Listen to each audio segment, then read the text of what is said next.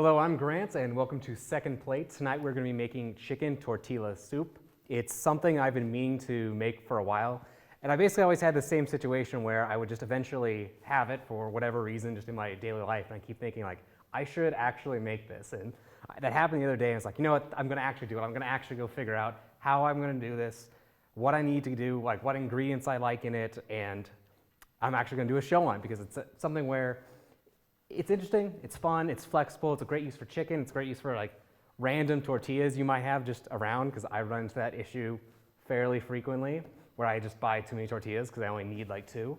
And it's been just a fun, simple, straightforward recipe that I really like. So let's get cooking. All right, so the first thing I'm going to do is I actually have some chicken broth boiling right now. And I'm going to put my chicken in there. And essentially what I'm going to be doing with this is I'm cooking it in the broth so that it gets the temperature I want, but I'm not going to bake it because I want it to be really moist, because I'm actually going to pull it back out later, shred it, and that's going to be the basis of the meat in the soup. So. All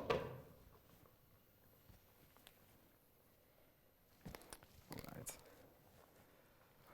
One of the reasons I wanted to do chicken tortilla soup as well is because that there's just some interesting stuff you can do as part of making it.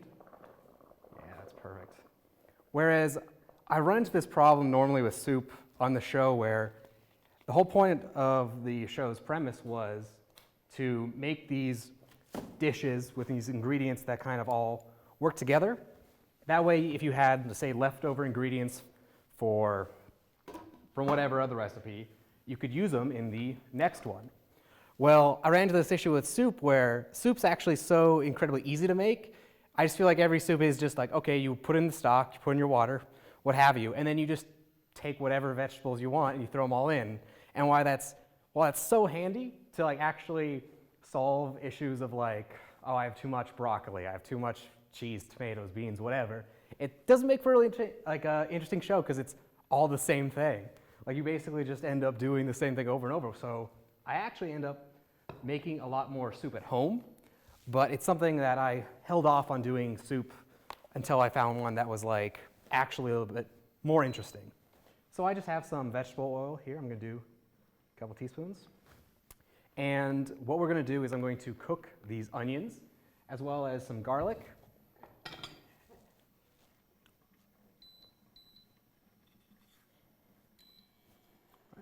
And these I just diced just a little bit ahead of time. Perfect.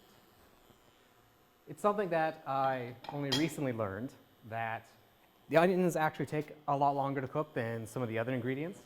So I had been making what I now know as a mistake of basically putting them all in. And I'm going to have some garlic, but if I put the garlic in with the onions, the garlic will actually start burning like significantly before the onions are softened and ready. I've gotten a lot better at actually cutting onions and just messing around with them because I decided for just a trial and a test to make French onion soup. And so as part of that, I had to have a lot of onions. I think that was the only time I've actually like teared up while cutting onions because I was just making so many. And my girlfriend came in just from outside and entered the kitchen. It was just like a wall of just like, whoa. But it was good practice because I just had to sit and just cut onions because you just need a lot of onions for that recipe. There we go. I'll admit, so this is a garlic press. And I don't always use quote unquote fresh garlic. I'll be honest, in my own house, usually what I do is I have like a little jar of it, and I find that to be a little bit more convenient. It is just like not as potent, but I don't know. It depends on how I feel. Because I feel like if I get out the garlic press, that's when I'm like serious, like I'm gonna make something good. But I never wanna like talk about a recipe and like shame someone for like doing it kind of the easy way, because I think realistically, all that stuff's fine. So I'm just calling that out. Or like I'll use, say, like day-old onions all the time. Like I actually, this onion was part of the original one when I was first sampling and testing this recipe, just because there's so many onions. It was like, that's the single biggest basis of the show, is I just always had onions. But the other thing we're going to do is we're actually going to, for toppings on the soup, I'm going to fry some tortillas. So while that's going to cook and prep, I'm just going to slice this up. Essentially what we're making is, you can think of it as tortilla chips, because that's realistically what it is. I'm going to attempt to slice these into nice little strips, but realistically, these are going to serve a function similar to, say, like oyster crackers and soup. So when I was doing it just myself at home, I ended up just tearing it up. It's just as easy, and it works out fine. This is actually a earlier show we had done where I made just like kind of homemade tortilla chips, and it was something that I found to be surprisingly easy, and they're really tasty actually. So that's something I would recommend, is even if outside of this recipe, it's surprising how just like frying up the tortillas is just tasty. And I just never really, like I never would have thought beforehand to do that. Like it was something I was vaguely aware of because I had jobs where I made tortilla chips, but just at home it was just like, I mean I could. But I've definitely kind of like fallen in love with it. And like I said, I just feel like I have so many tortillas. Like you get a pack of them and I'm like, I just want to make like 2 tacos, and now I have, I don't know, like 8 to 12 tortillas. So it always ends up being like, okay, well I guess I'll have some breakfast burritos or some like fish tacos. But I could easily see myself just cutting them up and making some nice simple chips, especially if I already have some lime around for another recipe, which I've been finding I've been doing a lot more often, is fine lime is just tasty. Like it was something that was never really in my wheelhouse. It's just one of those things where like, again, I could buy, but I just never found myself. But there's so many recipes where I found it actually pretty helpful and nice. And I've been just buying them just to have around without any actual plan. I'm just buying it just to have. So that goes. I'm going to squirt a little of this in here. Add some jalapenos because I like just a little bit of spice. Part of me wonders if I actually do like spicy food, because there's always a moment where, looks like I'm cooking this pretty quick. There's always these moments where I'm like, am I actually enjoying this? And I assume some people actually must love spicy food, but I don't know. Sometimes I wonder if I've just tricked myself into thinking I like it. Or I think the reason I specifically use jalapenos is I don't think I like the spiciness of jalapenos. I just think I actually like the taste. So there's just that brief moment where I'm like, that's good, and then there's that pause, and then the heat kicks in. Cool. They're pretty good. So I'm going to go ahead and transfer them into here with that.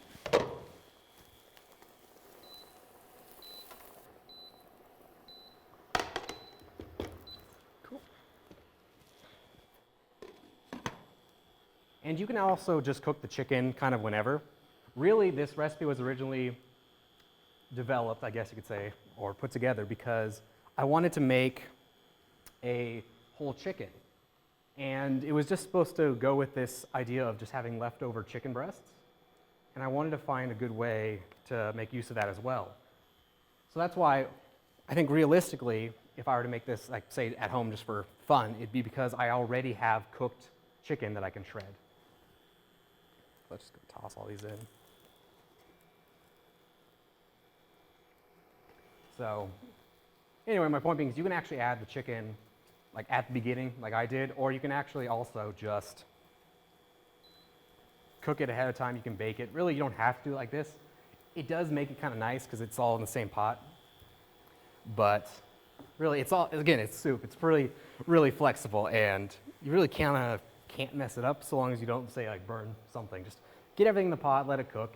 You can also, I should say, you can do a slow cooker version of like this recipe, and that does make it just a little bit more, I don't know, intermixed, because things start to like break down and makes it creamy. This is one thing I kind of want to call out because I'm actually trying to work on another recipe for just like some simple like fish tacos or something. And one thing I've really gotten into is frying actual like tortillas, like the whole tortilla, because you end up with like a nice mix of, it's still like a soft tortilla, but it's got like just a little bit of crunch. But what's most interesting about that is I use like flour tortillas, and I'm seeing if I can find a good example. I think you can see right here, is that they inflate, and that's actually something I wasn't prepared for. So if I have just a whole tortilla, some brands just seem to have like a pocket that fills up in the oil, and it's kind of odd, so I'm just kind of keeping that out. Also, one thing I think to call out is, I need to start flipping these because they don't really show that they're cooked on one side. Like, these are almost like burnt or burning, yet they look completely undone. Like they don't, I don't know, cook through, if that makes sense. But I'm gonna let these get a little crisp. Maybe not that crisp, but yeah. And also, these are clearly optional, but you already have the pan anyway, and I just like the neatness of that. Those cook. I'm going to chop up some cilantro. I have two things for garnish that we're going to be using. Cilantro, just because I like cilantro, and I feel like from doing this show, I've really noticed the niceness of just actually having some like color on the plate. And before, I would say I didn't really care about, say, like putting parsley on it, but now I totally would because it really does make a difference. Like buying like a simple little herb and adding it, just like that contrast is just great. So I'm going to chop this. From what I've heard, a good way to chop herbs, you just like kind of roll them up like that so you can cut multiple ones at the same time. But I'm sure there's a more like really proper ways to cut cilantro, because I find I often personally hit this thing where I want it decently finely chopped. If I chop it too much, I'll like press it down, and it's just not what I want. Let me make sure these are. Yeah, those will be fine. There's no real like setting or like thing to look for. It's just whenever you think these are done, because like they're always edible, so they can be entirely raw and it's still good. Okay, got my cilantro. The other thing I wanted to talk about that I have some shredded cheese. And this is something that I just found interesting because I didn't know this. I actually bought a block of cheese and shredded it myself because this surprised me. I'm still amazed I didn't know this. When you buy like pre-shredded cheese, it comes with cornstarch on it so that they don't stick together. Like you can see, like this kind of like cakes a little bit. And that actually does affect stuff where like it won't melt together as much. So neither one is necessarily better, but depending on like what you're cooking, it does seem to make a difference if you want it to kind of melt and mesh together, or if you want the individual strands of cheese to kind of not bond, if that makes sense. So like for this, I kind of want it to melt, get all nice and distributed. But if I was doing, say, like again, like tacos, I would be okay with the cornstarch keeping them apart. You can go ahead and toss some of these. They're good. Cool. And our chicken is looking good. One thing that I came across when I was looking at just different versions of this kind of recipe, it came across this one that had an interesting idea where instead of like putting the chicken back into the original like cooking pot, when it's done and I pull out and shred it, you instead just take those like shreds of chicken and you deposit them directly in the serving bowls and then ladle the soup over that. So that way you're actually making sure like it has like a big hit of like meat in every bowl. And I thought that was just like kind of interesting because really it doesn't change how you approach the soup or like how you eat it, but it does guarantee that you don't want to like end up with like one really hearty bowl of soup and another one that's like just broth. And that's something I've definitely run into. Like your first couple ladles, you have to make the choice, like, do I go all the way in on the bottom? Because then your like last couple are going to be just the broth. Or do I like have one sacrificial bowl of soup that just doesn't have a lot of meat in it? And I feel like that kind of solved that problem. And it just speaks more to like a style of cooking where you're really trying to worry about the presentation. And that's something I've definitely been going more towards. Plus, it's a lot easier to just say, concentrate your chicken the way you want. So I might make a bunch of soup, but I want to only use one chicken breast or something like that, just because I have other plans for it. So this is going to take probably about, I think, 20 minutes ideally to get to the point where we can pull it out and shred it. I'm looking for it to be 160 degrees. That's chicken, and any meat to 160 degrees, it'll be safe, but chicken's the big one that you have to look at that number, and like, it's pretty standardized. When I worked at like one kitchen, like that was the biggest thing, that you always have to temp the chicken. Always temp the chicken, don't like guess, like get a digital thermometer and always temp it. Cool. So I'm gonna get the bowls ready here and add some of the other ingredients now.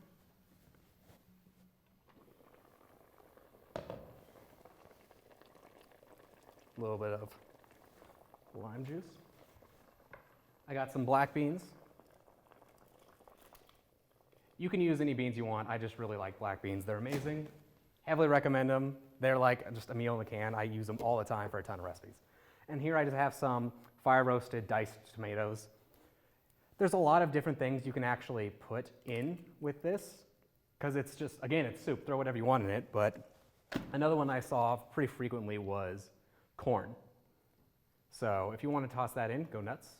I know one thing I've been thinking about doing when I was making this the last 2 times, I feel like I would put in way more beans. Like, it works out really nice that I can just put in one single can, but that's how I would personally do it. And as for like why I add the lime specifically, there is a piece of advice I'd come across with my spices that really held true. That was like, if you find your dish, whatever it is missing just something, you should add something acidic. In this case, it's limes. It could also be lemon. Vinegar works. And even though it won't necessarily, you don't need to put in enough to taste it, it will have an effect. So that's why I put in the limes. Plus, limes are delicious. This is cumin, another pretty standard piece of my recipes. I just really like it. It's something I feel like I found with a lot of dishes, and now I just put it in a lot of stuff. Some chili powder, just for a kick. I'm just going to put in kind of like however much I feel like for most of this stuff, because one of the other great reasons why soup is amazing, and you should totally make it, is you can just taste it really easily as you cook it. So when I'm doing this at home, I'll really focus on dialing it in. So I'll just be like, okay, take a sample.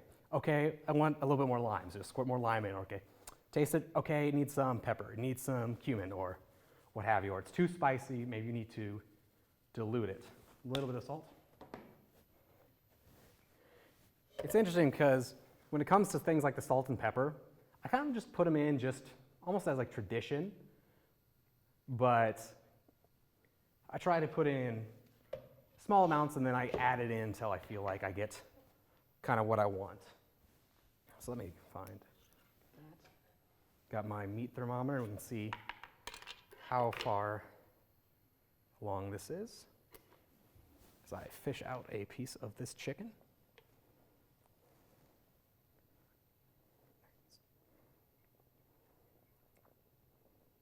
Oh, perfect, we're good. 166 at least.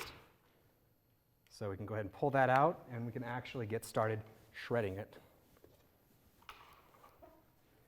So I'm going to fish this out. Inevitably, you're going to get some tomatoes. Doesn't matter.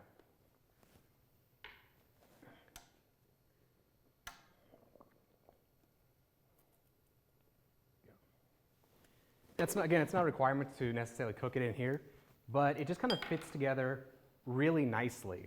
It's like, oh, well, I need that pot anyway, because you still have to cook the stock and go through all that. So it's like, why not just, also prep your chicken? But again, if you just have it already, like, cooked, that just go cook it, heat up however you want. You can shred it just when it's cold, but it's easier when it's poached like that. Cool. So I just got 2 forks. Ideally, if it is cold, what's nice is you can just get in there with your hands and do. It's something when I worked at that one kitchen we would just do all the time, because we'd have leftover like rotisserie chickens, and we'd use them for, say, like the chicken salad. And it was just something you would do towards like the end of your shift. You'd all just kind of like gather around a bin of just chickens and you just slowly pull it apart. So I find it actually like almost like therapeutic, because you're just kind of like slowly going through it. Really, there is no correct amount of shreddedness. It's just really a game of how much time you want to go through. Another thing that I've definitely thought about is just like cutting it up. The main measure I personally use is I want to make sure it's in amounts that I can easily eat with a spoon. So if I come at like this chunk right here, like I could put that in, it's still chicken, but when you're trying to like balance that on a spoon, not that great. But if you want to be super thorough and get it really nicely shredded, go ahead. You can also do it with a mixer or a food processor. That works as well, depending on how much chicken you need. Like if you're cooking a huge amount of soup, you definitely probably want to toss that in because it'll be pretty much instant. Cool. Looking good.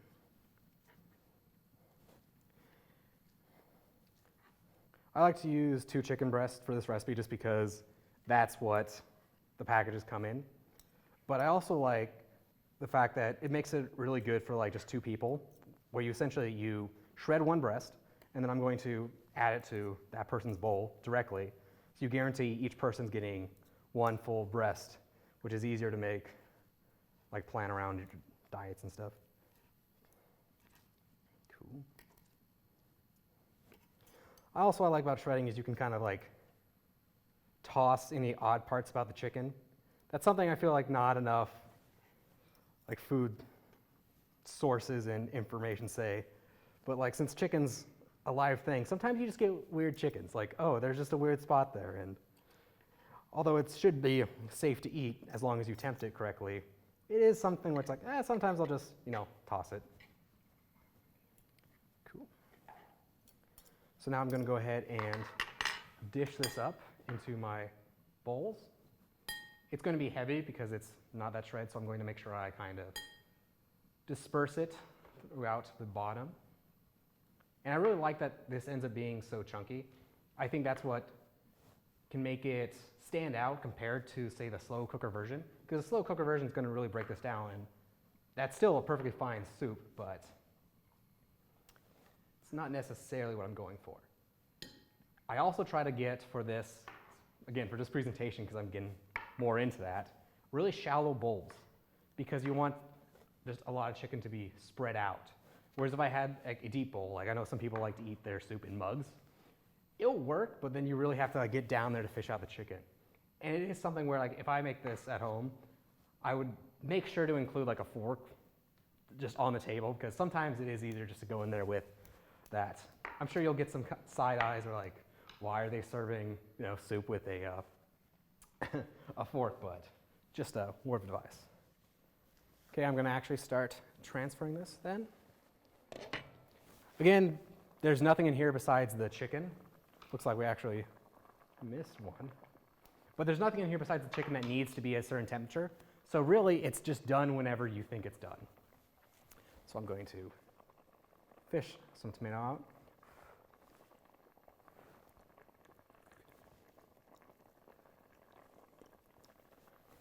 Good. I definitely have a game I play where it's how hot is it before I can take a sip and taste test it. And it's a game where not only do you hurt yourself because you burn your tongue, but that kills your sense of taste, which means you can't really taste test it anymore. And it's just but also I don't want to constantly sit and wait. One thing I'll occasionally do is I have just a little plate that I have on my stove when I cook that is essentially designed specifically for setting utensils on to keep them clean. And so sometimes I'll fish out a single spoon, and I'll just let it sit there and cool while I do something else. Nice. So I'm just going to get some good stuff. I am actually, right now, trying to go for some good chunks, because I try to get this to be a pretty chunky soup. And I just distribute it like that. And then when I feel I'm good, then I can just go in and just get more broth to fill out the soupiness. But this is the kind of soup where I really want stuff to kind of stick out like this. That's specifically why I'm trying to do that. Plus you can do some cool stuff to garnish it, I've seen some avocados, some lime wedges. Place that there. We'll do our second one pretty quick.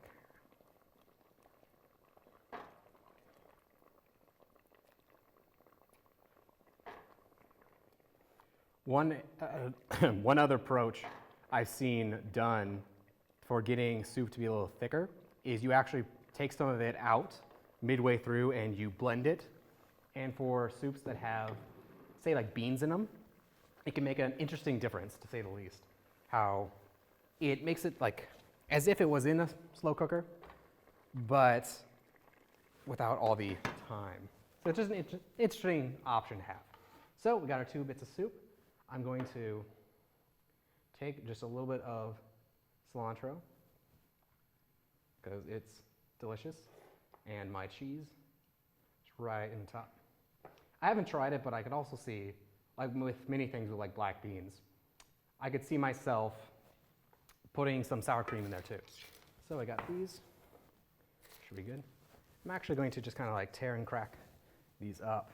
These are something where these don't ever like necessarily look that good, and I think you can actually just buy them straight off the shelf, but they're really tasty just because they're pretty much just like salt, oil, and bread, essentially. Cool. So just toss as many as you want. Usually, like the 2 times I've made this recipe before, I found myself just like snacking on these while I cook everything else. So hopefully you have enough left. Plus, then you can be a little picky. So, toss. I chose to use flour tortillas because I prefer those, but you can also do this with corn. Do that. And then we have our chicken tortilla soup. It's interesting to note that one of the other reasons I wanted to make chicken tortilla soup is I always thought it was made so differently. I thought you actually had to like dissolve tortillas, but no, it's actually pretty simple. It's a good starter for soup. You can use some leftover chicken. I usually have some chicken that I have to find a use for. But it's good, it's delicious. You can make it in all kinds of different amounts, and it's just a great recipe to add to your repertoire. So I'm Grant, this is Second Plate, and we'll see you again next week.